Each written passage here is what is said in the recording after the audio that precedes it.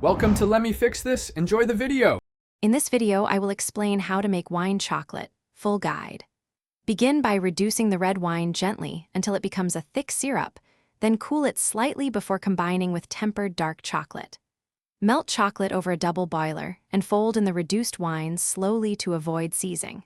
Stir to a glossy, homogeneous texture, then pour into molds and chill until firm for a delightful, sophisticated treat.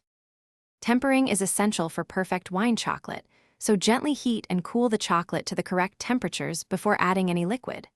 Once the chocolate is glossy and stable, fold in the reduced wine in small amounts, maintaining a steady motion to keep the emulsion smooth. If the mixture looks grainy, warm slightly and continue stirring until cohesive. Pour into prepared molds, tap out air bubbles, and chill until set for best results. If you are finding this guide helpful, please subscribe and like so we can keep creating useful recipes and tips.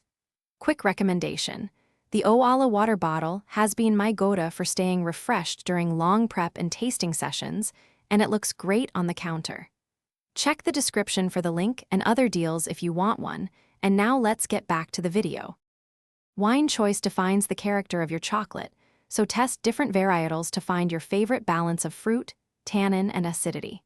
Try adding a pinch of flaky sea salt or a touch of orange zest to lift the flavors and create contrast.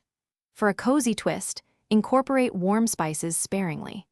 Present with complementary cheeses or fresh fruit for an elegant pairing that highlights the chocolate's wine-infused notes and elevates the tasting experience.